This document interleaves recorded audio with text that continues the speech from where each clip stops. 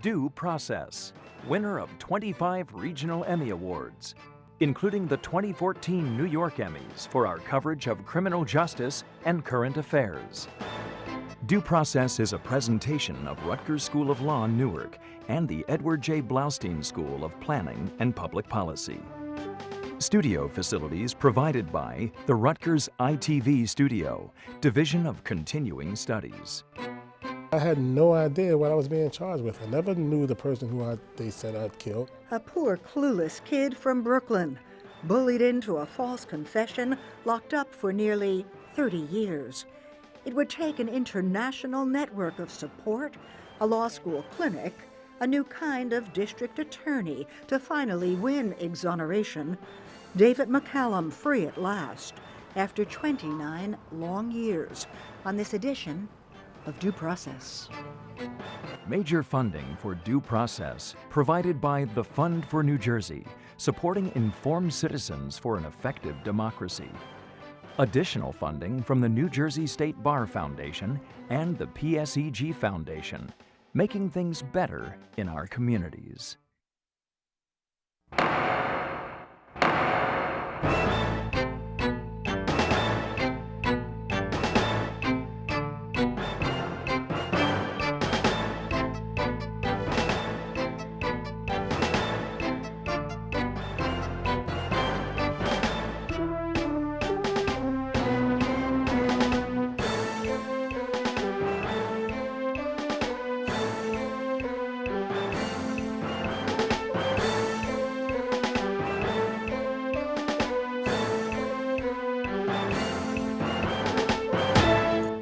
Innocent men and women convicted and imprisoned. The estimates range from 3 to 10% of everyone locked up. In a country that puts millions behind bars, that's tens of thousands, maybe hundreds of thousands falsely accused and imprisoned. I'm Raymond Brown. And I'm Sandra King, and those stats are unsettling. But the shock at so much injustice really sets in when you come face to face with the innocent people behind those numbers. And none more than David McCallum, who lost nearly 2/3 of his life to a crime he didn't commit. Imagine hitting these frantic New York streets after 29 years locked up. You confessed. Yes. A confession the Brooklyn DA now says was at best improperly induced, more likely coerced. You were beaten. Yes, I was beaten by the officers. 16 years old. 16 years old. David McCallum and his friend Willie Stuckey, two scared high school sophomores who didn't even know how to drive, confessing to carjacking, kidnapping, murder, because police allegedly told them they'd go home. That's what they told you, right? Yes, exactly. Just tell us what we want to hear, yes, and you can leave. Yes. And after a quick and dirty trial with a court-appointed lawyer he had met just once, who mounted next to no defense, McCallum, like Stuckey, was off to state prison. His friend would die of a heart attack 16 years in, but McCallum would remain confined for nearly 3 decades. Why would the police take 2 innocent kids and bludgeon them into saying that they did it and be happy putting them away? Because they could, you know, and they were probably pressured to solve the case. The victim was a young white man from Queens. The accused, 2 even younger black boys who had barely been out of Bushwick. 16-year-old 10th graders with no idea why they'd been arrested until police told them they were guilty. A confession could make it all go away. Instead, it was 25 to life. On October 27, 1985, when I went to the store, that was the last time I've been home. The last time till last October, when Brooklyn DA Ken Thompson, 10 months on the job, said nothing tied McCallum to the crime except his false confession. A Supreme Court judge agreed McCallum was free after 29 years. The election of Kenneth Thompson as District Attorney of Brooklyn. That's the miracle David had been waiting for. But that miracle followed more than a decade of pro bono defense and advocacy. the work of a network that grew larger and more committed as the facts of David's story emerged. David read an article in the Sun magazine that my dad had written about Reuben Hurricane Carter. So David wrote to that author, Ken Klonsky.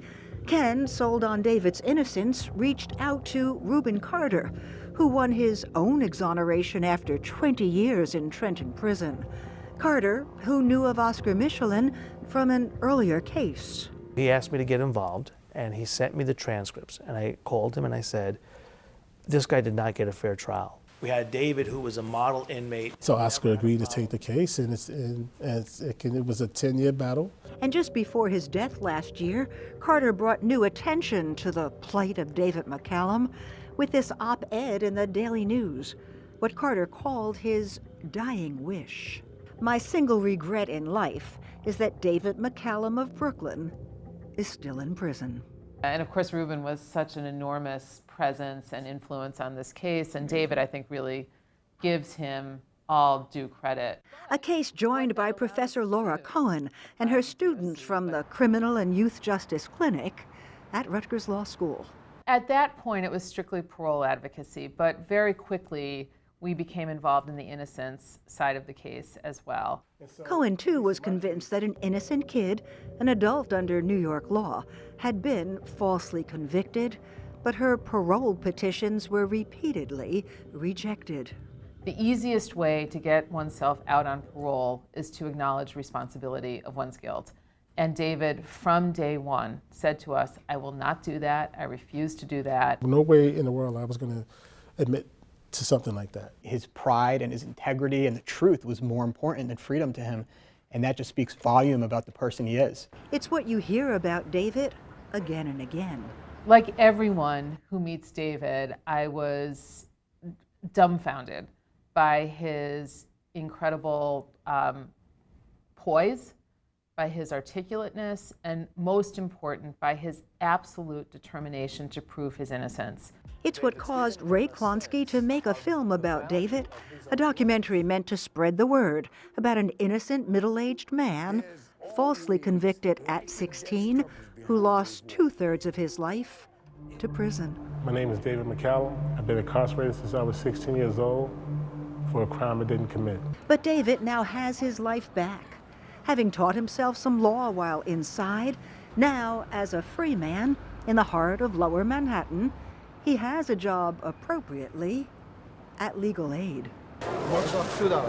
And he's learning all the things he'll need to know to make a life on the outside. 30 years from now, if someone asks me what is the most amazing thing that you have done as becoming a lawyer and as a practicing lawyer, I think I would most probably come back and say having worked on David McCallum's case. A case that could not have been won without the virtual village that helped fight for David. But his case raises many more questions. Just what does it say about juvenile justice, coerced confessions, the nature of interrogation, post-conviction relief? For some answers and insight, we turn to Laura Cohen of Rutgers Law, whom we met in Sandy's report as a member of David's team, and to Ryan Haygood, whose New Jersey Institute for Social Justice is part of the New Jersey Coalition fighting for juvenile justice reform. Welcome to both of you. Thank you. Laura, let me start with you. That this case reflects sort of a convergence of many of the horrors that critics have raised about the criminal justice system. And this is maybe an unfair question, but if you had to point to one paramount aspect of this miscarriage that caused this man to spend so much time in prison, what would it be? Probably the rush to judgment when young black boys are caught up in the net of the criminal justice system. David's case occurred in 1985. There were 2,000 murders a year in New York at that point. And the description that they had of the two people who abducted Nathan Blenner from his driveway was incredibly devoid of detail. It was two young black men, one with braids. One thing led to another. They arrested David and Willie, who were younger than the description given, neither of whom had braids, but it didn't matter because they had two kids in custody. When David was asked to speculate about why, he hypothecated pressure coming down to the level of detectives saying, solve this case. Is that the result of racism, hysteria, a lack of sophisticated discourse about crime? How would you analyze that? I think it was all of those things.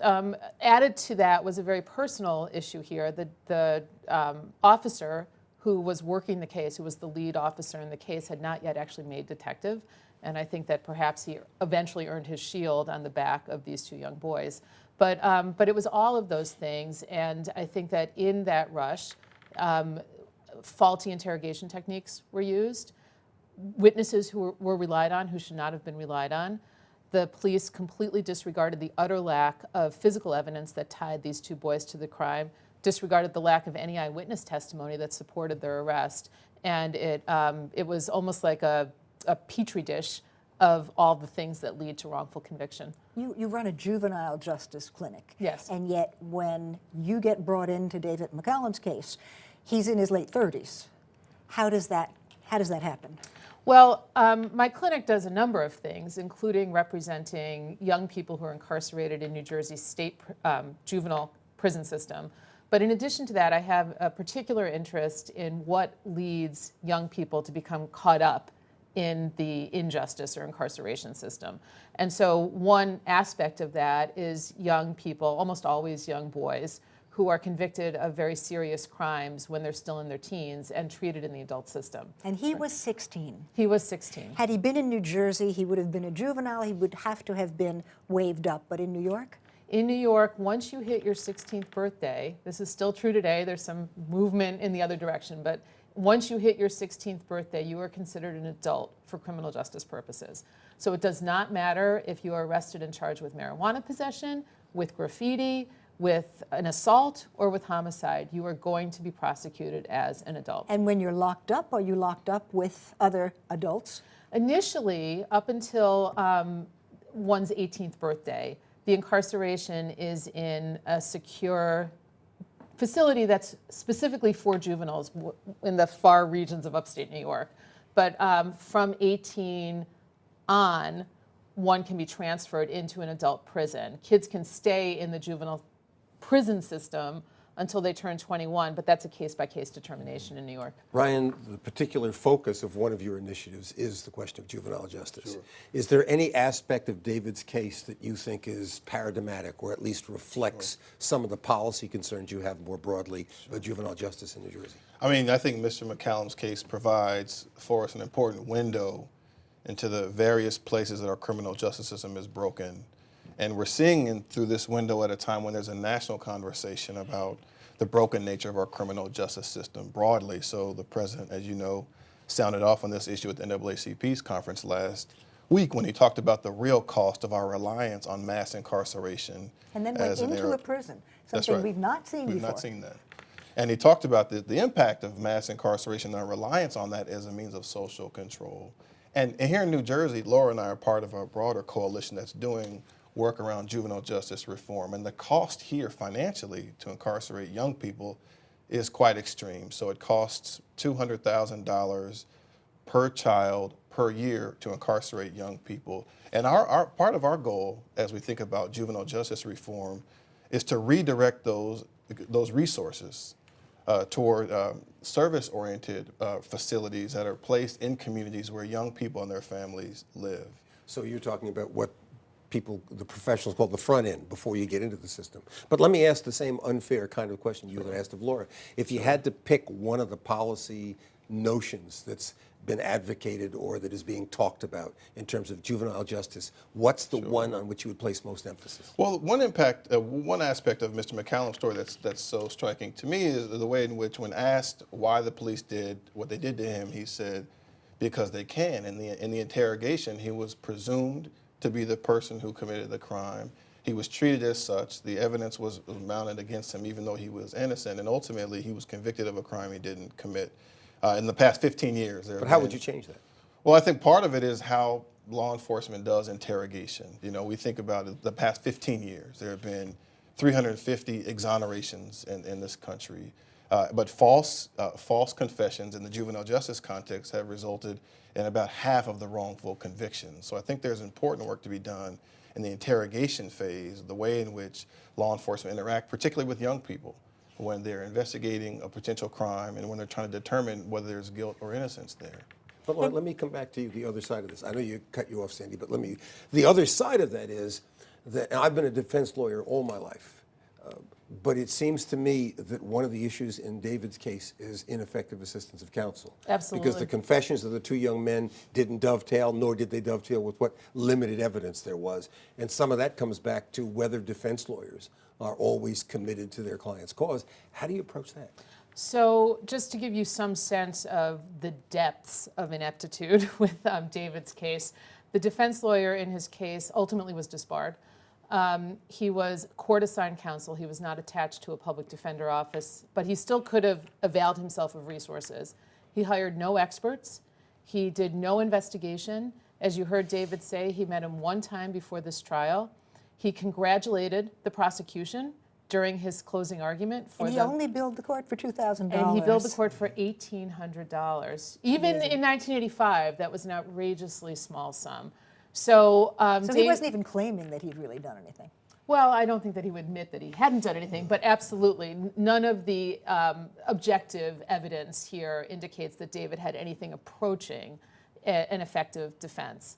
The problem is that... And the things you're talking about, by the way, are boilerplate. I mean, those are not speculative. You have to investigate. You have to consider experts, so you're not... Right. If you are defending any kind of a case, but particularly a homicide case, you have to get out there and investigate. You have to talk to the witnesses. There were witnesses here. There were two young boys who saw the people who abducted Nathan Blenner. There was a woman who interacted with someone about her car that was similar to Nathan Blenner's car, who ultimately was implicated in the case, and yet they never went out and talked to her either. So there were witnesses to talk to. There was physical evidence, even in the pre-DNA era, there was physical evidence to be examined. None of that happened in this case, and there was virtually no cross-examination on the part of David's lawyer. Which raises, I think, an even more chilling question, and that is Ryan referred to David having been presumed to be guilty. I'm not even sure that that's the case. Did it not matter whether or not he was guilty? As David Shepard once said to us, they needed somebody, they got somebody. They needed to close this case. They needed to close this case, and I think that's what we see again and again and again, that there is all kinds of pressure on police, absolutely. But this wasn't even, what's weird about this case is that this wasn't even one of the cases that had hit the newspapers and there was external pressure. This was a young 20-year-old white man abducted out of his driveway in Queens, and there is not one newspaper article about it. Not one. It was in that era in New York City. So whatever pressures the police were feeling were not justified by the sort of normal public lens that we see in these cases. And here I think Mr. McCallum's case is a representation of a convergence of many extraordinary factors. Laura's representation of him over nearly a decade, the election of Ken Thompson, who had the political will to revisit his conviction. And then we think about sort of more broadly how many Mr. McCallums there are who are still incarcerated and who, but for this extraordinary convergence of events, would not be released and would not be featured on this show and would not be the subject of our conversation today. True, and one of the points that struck me, you do parole advocacy. And one of the enormous pressures on incarcerated men and women is to go to the parole board and say, I did it. The law does not require that, but it's an unwritten rule that if you expect to get a result from a parole board, you've got to admit and come clean and show some remorse. And David's refusal is outstanding because I am sure there are men and women in the system who at some point, in order to have a chance at parole, will falsely confess. We know that. We talk to these people every day. And it was extraordinary that David consistently refused to do that. In fact, you saw my students on the tape, and every semester when I had new students who I assigned to David's case, they would go and meet him for the first time, and they would come back and say, he is such an extraordinary person. Can't we just convince him to say that he did it? And he kept refusing to do it. He was in front of the parole board 4 times, and we went up and down on appeal 4 times, and every single time the board members became even more ingrained in their determination not to release him because of his refusal to admit that he did it. And had he admitted, perhaps he'd have gotten out sooner. I have no doubt. But he would not be in the position in which he is now. There's no amount of money that makes up for 29 years of your life. Correct. But David now stands to come into a lot of money. It's possible. It's possible. So David, like most exonerees, has filed claims for civil damages against both the city and the state of New York. Unlike And statute there allows for? The statute there allows for just and reasonable compensation.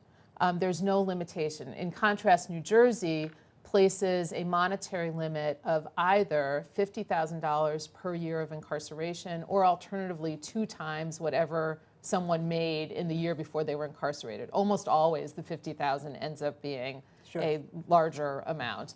So, that's a monetary ceiling on recovery in New Jersey. So New York has no limit, but it has a bottom? There's no statutory bottom either.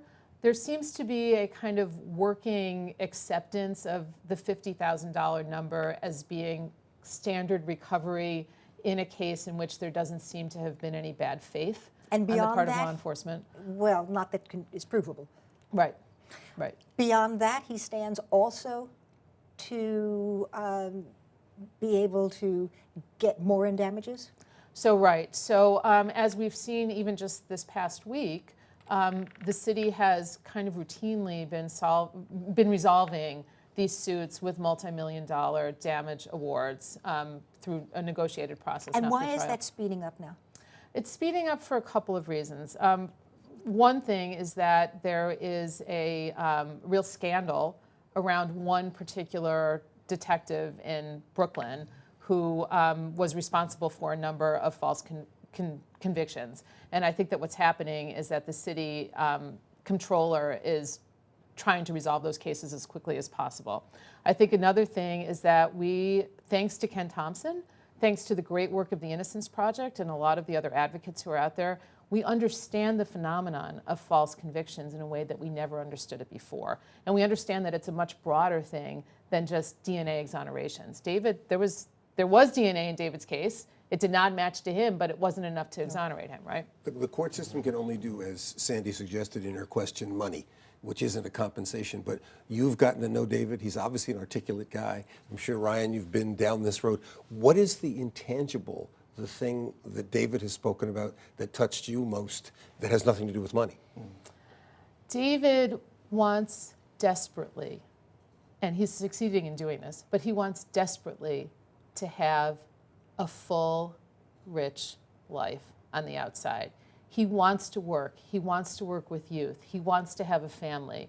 He wants to help people understand what led to his situation and try to prevent it from happening again. And he's starting to do that. He's working at Legal Aid. He's been talking to youth. We've had him come and talk to a number of schools and even the Juvenile Detention Center in Essex County to talk to those kids, to help them learn from his experiences. And he's so compelling and so really mesmerizing in the way that he tells that story. And with just 90 seconds left, it just boggles the mind that he is still able to take that kind of look at the world and see it as a potentially positive place.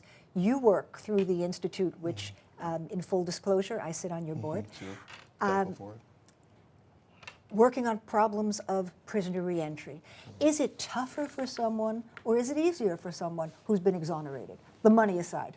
Sure. I mean, I think that all of this work, as you know and as Laura knows, is really guided by hope. And so I think in the context of these struggles that we see, whether or not one is exonerated, one has to be guided by the hope that there will be a better reality on the other side. So I think for Mr. McCallum, an opportunity to live outside of the prison walls that confined him for nearly 30 years gives him tangible hope. And I think for our clients who are still inside wrongfully, they're guided by the hope that they can be Mr. McCallum someday.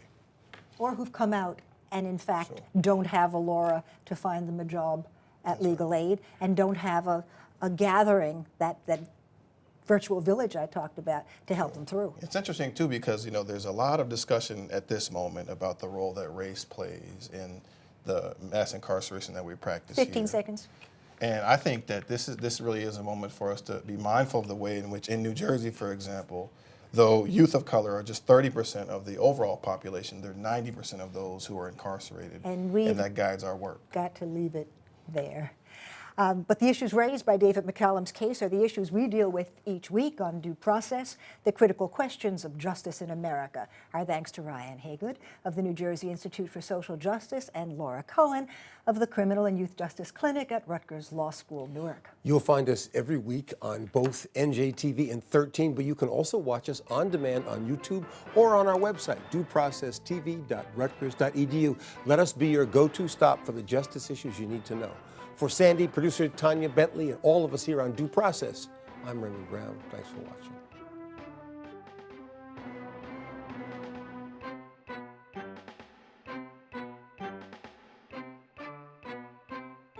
"30 years from now, if someone asks me what is the most amazing thing that you have done as becoming a lawyer and as a practicing lawyer, I think I would most probably come back and say having worked on David McCallum's case. And the reason being is that this case was so extraordinary that it was so human in its basic form, because we have a human being here who has spent 28 plus years in prison, wrongfully convicted day in and day out. And meeting him and seeing that he's one of the most intelligent, the most cool, the most calm, composed person that I've ever come across, that really spoke to me, and it really touches you in a very significant way. And I was so glad to be a member of this team, to have a small role to play in his case and in his exoneration.